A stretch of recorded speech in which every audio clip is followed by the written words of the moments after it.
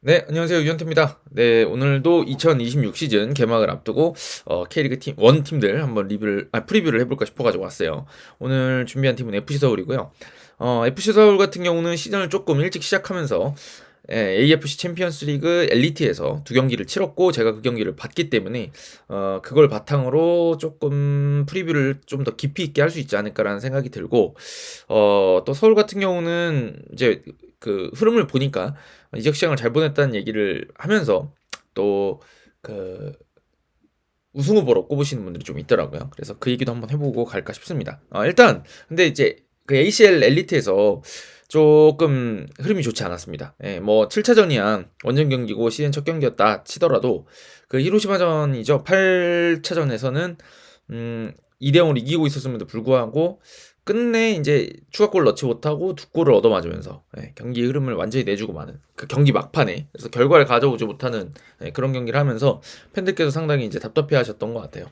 그래서 그 답답한 경기들을 치렀음에도 불구하고 서울이 잘할 수 있느냐 이 얘기를 한번 해보면 좋을 것 같은데 일단 뭐 저는 그래도 서울이 지금 팬들이 그 두 경기 ACL 엘리트에서 하는 그 두 경기를 보고 받으셨던 것만큼 나쁜 한 해가 될 거라는 생각은 좀 안 드는 건 사실입니다. 그렇게까지 나쁠 거라고 생각은 안 들고 분명히 좋아질 여지가 더 있는 팀이다. 지금보다는 지금의 어떤 그 체감상 느끼는 것보다는 이런 생각이 드는데 그렇게 생각한 이유는 일단 단순히 팀의 절대적인 경기력, 일반적인 경기력뿐만 아니라 그 활약하는 무대나 상대방들의 조합도 이제 중요하단 말이죠. 그들과의 합 이런 것들이.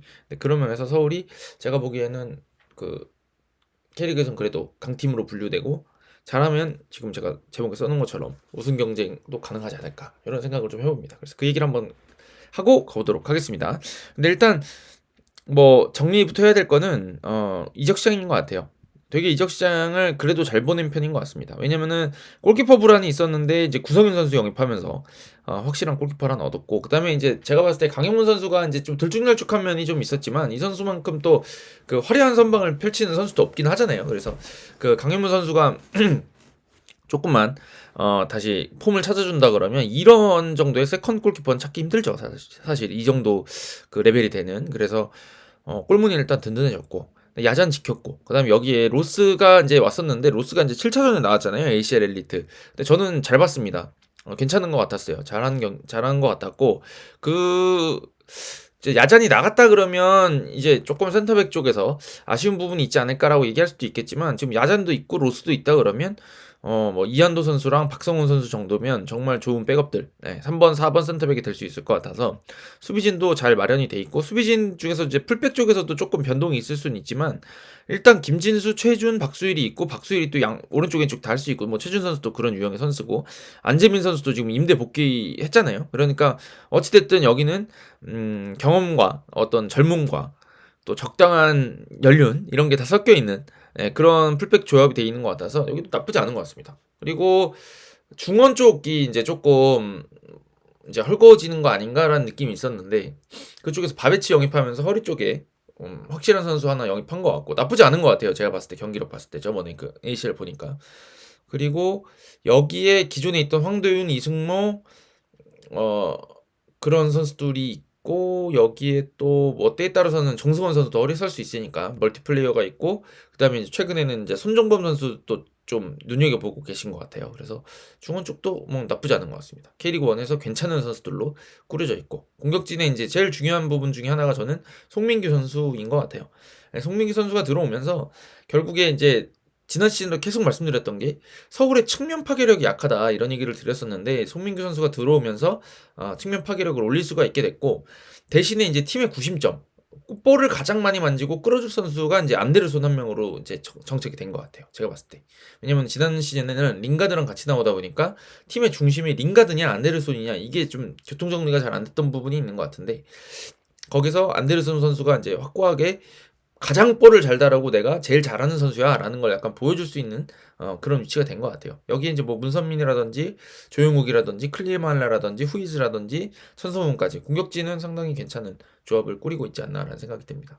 그래서 물론 이 선수들이 지금 그 베스트 11을 세워봤을 때 K리그 팀들을 압도할 수 있느냐라고 하면은 뭐 그것까진 아니겠지만, 그럼 이게 어디한테 꿀리느냐라고 한다 그러면 또 그것도 아닌 것 같아요. 그래서 상당히 선수 구성을 알차게 채웠고 본인들이 약점이라고 할 만한 부분들을 채웠기 때문에 저는 많은 팬분들께서, 그리고 이제 그 기자들이나 이런 분들이 우승 후보로 꼽는 게 아닌가라는 생각이 듭니다. 저는 이적 시장은 잘 보낸 것 같아요. 이적 시장 상당히 잘 보냈고,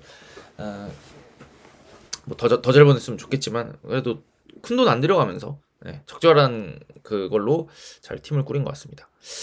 일단 그러면 결국에는 이 지금 멤버들 자체는 괜찮은데 서울이 과연 어떤 정도의 경기력을 가지고 어떤 성과를 낼까, 이게 이제 프리뷰의 어떤 핵심이 될 텐데, 저는 개인적으로 그런 생각은 해요.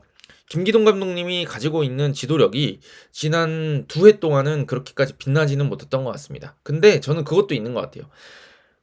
김기동 감독님이 사실 하방이 튼튼한 지도자 같습니다.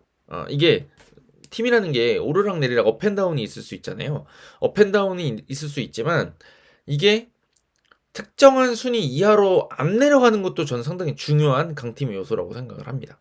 근데 서울이 물론 좋진 않았어요. 서울 팬들이 바라는 만큼 좋진 않았지만 그래도 계속 상위 스플릿에 올라가고 있다는 것, 그것은 서울한테는 긍정적인 요소가 된다고 생각합니다. 이게 저는 되게 중요한 요소라고 생각하는 게 뭐냐면, 팀이 아예 그냥 방향이 없는 지도자, 뭔가 뚜렷한 본인의 색깔이 없는 지도자가 오게 될 경우에 저는 가장 이렇게 무서운 때가 언제냐면 팀이 무너지기 시작할 때, 팀이 부진에 빠졌을 때라고 생각합니다. 이게 심리적으로 사람이 쫓기기 시작하면 다른 거를 시도해봐야 되나 이런 생각을 하게 되는데, 다른 거를 시도했을 때 빨리 결과를 낼 수 있느냐, 그런 역량이 있느냐, 이것도 되게 중요한 문제가 된단 말이에요. 왜냐면 잘 생각해 보시면 지금 오늘 지난 동계부터 한 두세 달 준비한 게 있었는데 한 달 동안 경기가 개막하고 한 달 동안 흐름이 안 좋아요. 그때 본인이 가지고 있는 확실한 철학이 있고 내가 이걸 가지고 성공해본 기억이 있어야지 그 한 달 동안의 시행착오에도 불구하고 안 되는 부분을 고쳐나갈 수가 있고 신뢰를 가지고 밀고 나갈 뚝심이 있는 거죠. 그렇게 하면서 약간씩 변화는 줄 수 있겠지만 전반적인 팀의 스타일은 유지하고 가는 게 일관성의 측면에서는 좋겠죠. 그러다 어느 순간에 이게 발이 맞아 들어가고 좋아지는 순간이 오게 되면 위기에서 탈출하게 될 때가 있는데, 이런 때 이제 확고한 철학이 없다 그러면 새로운 변화를 시도할 가능성이 있죠. 근데 시도해서 그게 맞아 들어가면 좋겠지만 그게 안 맞아 들어갈 수도 있어요. 감독 교체를 하더라도 새로운 지도자가 어떤 해결책을 딱 내놨는데 그게 안 먹히게 될 경우가 있죠. 그러면 그때 이 팀한테 찾아오는 거는 뭐냐면 강등의 위기입니다. 근데 이런 경우들이 우리가 보면 상당히 많아요. K리그 1에서 잘하고 있던 팀들도 뭔가 지금 안 되고 있는데 라고 하면서 변화를 주려고 시도를 해보지만 잘 안 먹히고, 새로운 지도자 오지만 안 먹히고, 이렇게 되면서 결국에 팀이 이렇게 하락세를 그리다 결국 강등이 되는 그런 그림들을 많이 봐왔잖아요, 우리가. 근데 FC 서울 같은 경우는 물론 기복이 있는 시즌들이었습니다만 그래도 2번 다 상위 스플릿에 들고 한 번은 ACL 엘리트에 나갈 수 있는 추정권까지 확보할 수 있는 위치까지 올라갔었단 말이죠. 4위였죠. 네. 그러니까 이거는 김기동 감독님이 저는 하방은 지켜줄 수 있는 지도자인 것 같아요. 근데 이제 FC 서울 팬들께서 바라시는 거는, 그래 이제 상위 스플릿 갈 수 있는 거, 스플릿 A 가는 건 알았다. 그러니까 이제 좀 우승을 가져와라. 트로피를 좀 가져와줘. 그러라고 당신을 선임한 거 아니야. 라는 점에서 김기동 감독님이 지금 가지고 있는 어떤 전술적 역량이라든지 이런 거를 좀 더 폭발시켜 주길 바라는 위치에 있는 것 같습니다. 근데 이제 그 ACL 엘리트에서 그 J리그 팀들이 물론 좋은 팀들이고 J리그에서도 잘하는 팀들인 건 사실이지만 이 팀들 상대로 서울이 조금 부진하다 보니까 야, 이렇게 해가지고 지금 전북이나 뭐 대전이나 돈 많이 쓰는 애들 이길 수 있겠나 이런 생각을 좀 하시는 것 같아요. 그런 당연히 어떤 걱정 일리가 있고, 그거를 이제 그 오늘 보니까 미디어데이 때 그 서울에 완연한 봄을 만들겠다 이렇게 말씀하셨는데 그게 이제 감독의 몫이라는 생각이 듭니다. 그래서 저는 기본적으로 이번 시즌에도 서울이 매우 무너지거나 매우 밑으로 떨어질 것 같은 팀은 아니다. 상위 스플릿에서 놀 것 같은 팀이다 라는 생각은 들고, 다만 이제 특별한 걸 더해줄 수 있느냐, 이게 문제가 될 거라는 생각이 들어요. 근데 저는 그런 생각도 했습니다. 지난 시즌 서울에 좀 아쉬운 부분들이 있었던 게, 이제 그 김주성 선수 빠져나간 자리 제가 이제 리뷰 드리면서 말씀드렸었고, 그 다음에 이제 공격진에 대한 아쉬움이 좀 있었던 것 같아요. 서울이 제가 지난 시즌 말미 아마 리뷰하면서도 그렇게 말씀드렸던 것 같은데, 그 슈팅 숫자 XG 값이 있다 그러면 상당히 괜찮을 수 있는 팀인데 사실 마무리를 못 지으면서 경기를 스스로 망가뜨리는 경우들이 많았어요. 근데 그걸 해결하고자 지금 외국인 공격수가 클리말라의 후위지가 있고 그다음에 그 뒤를 바치는 조용욱이나 천성훈 선수가 있습니다. 물론 조용욱 선수는 제 생각에 처진 스트라이커 위치나 아니면 윙 쪽으로도 갈 수 있을 것 같아요. 예, 그렇게 출전을 하는 선수니까. 근데 지금 이제 공격진에 그 돌아온 클리말라 선수가 제가 보기에는 저돌성이 있고 그 다음에 빠따도 좀 있고 득점력이 있는 선수고 후이즈 선수도 지금 K리그 1에서 먹힐 수 있느냐라는 거는 좀 있지만 K리그 2에서 잘했던 선수이기 때문에 그런 백업 클리말라와 서로 경쟁하면서 백업이 서로 되어줄 수 있는 선수들이라고 생각하거든요. 그래서 이 두 선수들이 빨리 터진다 그러면 전 서울한테 굉장히 좋은 흐름이 이어질 수 있을 거라고 생각해요. 이게 서울 같은 경우는 잠깐 바둑을 부를까요? 제가 생각하는 서울은 조금은 하이브리드 전술을 좀 쓰고 싶어 하는 것 같아요. 제가 봤을 때. 근데 이게 조금 기계적인 면이 있고 하긴 하지만 저는 일리가 있다고 생각하는 게 지금 최근에 이제 오른쪽에 정승원 선수가 많이 나오고 있고 제가 봤을 때 여기 뭐 이제 그 게임을 치러가면서 만데르손이 오른쪽에 나올 수도 있지 않겠어요. 왼쪽에 나올 수도 있겠지만 그리고 뭐 문선민이 오른쪽에 나올 수도 있고.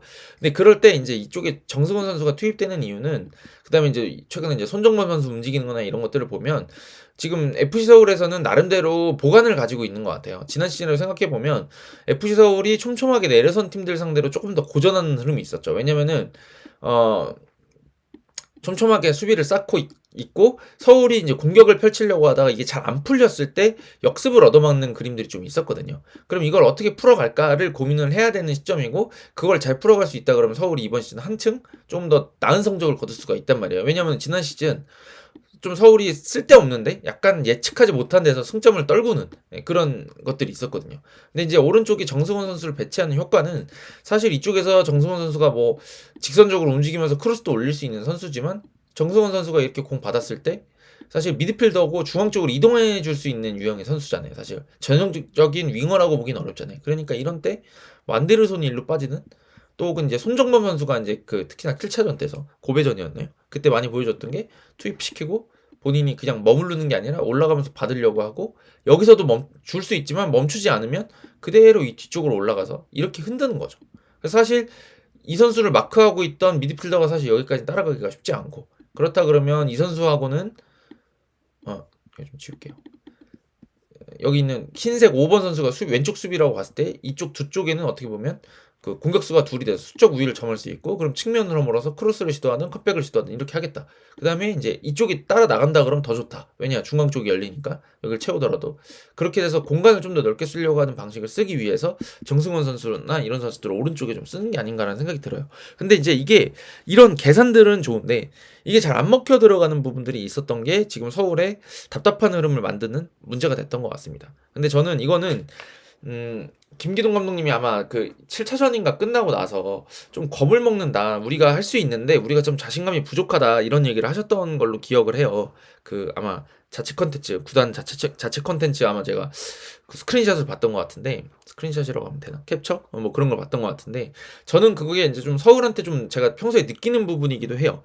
서울 선수들이 조금 저는 과감한 시도들을 못하는 것 같다는 생각이 듭니다. 근데 그 못하는 게 사실 뭐 이해도 되는 게 실수했다가 자꾸 역습을 먹으니까 실수하지 않기 위해서 안정적인 거를 할 수밖에 없긴 해요. 그런 거를 이해를 못하는 바는 아닌데 결국에는 마지막 패스, 마지막 득점으로 가는 장면으로 가기 위해서는 과감한 시도를 해야 될 때가 있고 거기서 이제 찬스를 만들어낼 수가 있는 거거든요. 예를 들어서 뭐 아까 볼을 돌리다가 이 선수가 이렇게 좋은 위치에서 공을 잡아서 이 4번 선수랑 1대1로 맞닥뜨리는 상황이 됐어요.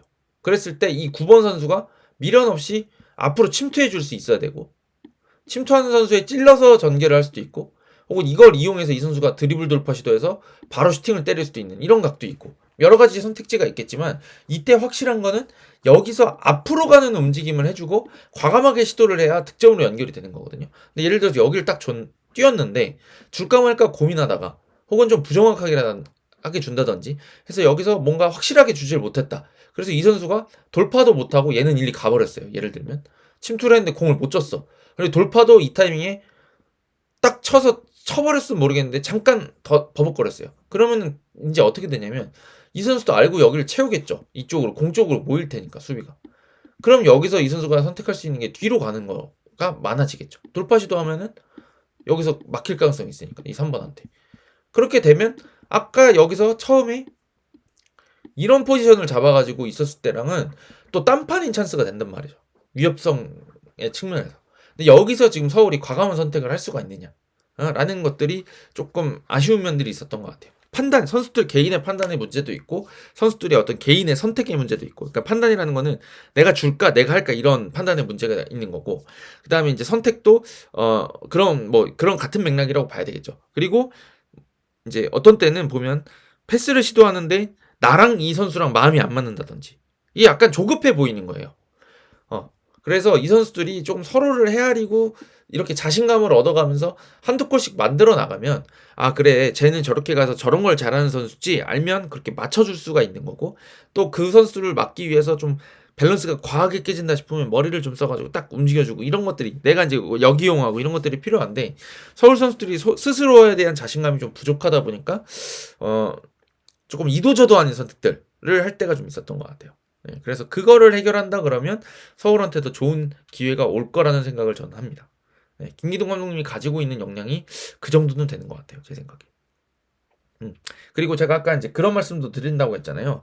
서울이 이제 ACL 엘리트에서 하는 경기랑 이 K리그의 경기가 다를 수 있다, 이런 말씀을 좀 드렸는데, 그렇게 말씀드린 취지는 뭐냐면, 사실 지금 뭐 J리그를 이제 많이 부러워하는 분위기가 불과 몇 년 만에 된 것 같아요. 사실 김기동 감독님이 나고야 그랜퍼스 막 두드려 패고 막 아침 결승할 때는 이런 분위기가 아니었는데 벌써 좀 몇 년 만에 또 약간 트렌드에서 우리가 처진 것 같은 느낌을 받는단 말이죠. 근데 또 사실 생각해보면 J리그 같은 경우는 우리나라보다는 좀 더 외국인 선수들한테 과감한 투자를 하는 팀이기도 합니다. 예, 그런 팀들이 많죠. 그런 팀들이 또 ACL 엘리트에 나오고, 그 다음에 그렇게 되고 J리그 선수들이 최근에는 제가 보기에는 뭔가 예전보다 피지컬적으로도 좀 그러니까 좋아진 면이 있는 것 같아요. 제가 느끼기에 J리그 선수들이 기존에 갖고 있던 장점들은 약간 브레인, 머리통이 잘 돌아간다, 머리가 좋다, 이런 느낌이었어요. 그래서 제가 아까 말씀드렸던 그런 줘야 될지 말아야 될지, 이때 내가 이 동료의 움직임을 어떻게 이용해야 될지, 이런 것들에 대한 판단이 상당히 빠르고 정확합니다. 그래서 첫 터치가 좋으니까 패스도 좋은 게 있고, 그런 어떤 축구의 기본적이고 잘 안 보이는 건데 그런 판단에서 J리그 선수들이 참 머리가 좋다, 이런 생각을 많이 했었는데, 최근에 느끼는 J리그의 피지컬이라는 거는 뭔가 크고 빠르다는 느낌이라는 거, 그런 피지컬은 아니고 잘 뛰어요. 그리고 다부지게 붙어. 힘은 우리나라가 세더라도 얘네가 끈덕지게 싸우는 거죠. 느낌이, 그래서 어떤 느낌이냐면, 예를 들어서 우리나라가 가지고 있는 힘이 100이라 그러면 일본 선수들은 한 80, 90 정도 되는 것처럼 느껴져요. 근데 이게 축구라는 게 결국에 사람들 간의 힘싸움만은 아니잖아요. 그러니까 결국에 100대 80이라고 하더라도 이 80을 가진 사람이 100한테 대항할 수 있다 정도면은 사실 피지컬 싸움에서 밀리는 것처럼 안 보일 수가 있거든요. 그러니까 꼭 100대 100으로 몸이 밀릴 필요는 없어요. 왜냐면은 공격수는 피지컬적으로 우월하다고 하더라도 수비 선수를 몸으로 등지면서 동시에 공을 지켜내야 되는 어려움이 있잖아요. 근데 수비 선수는 사실 공격수가 공을 제대로 받지 못하게 방해만 해도 성공이거든요. 그런 면에서 일본 선수들이 제가 보기에는 잘 괴롭히는 것 같아요. 우리나라 선수들보다 그냥 힘싸움을 해봐라고 하면 우리나라 선수들이 이길 수 있겠지만, 그런 공을 다루는 동시에 이제 몸싸움을 붙으면 일본 선수들이 상당히 잘 빠져나가고 압박도 잘하고 이렇게 하는 것 같아요.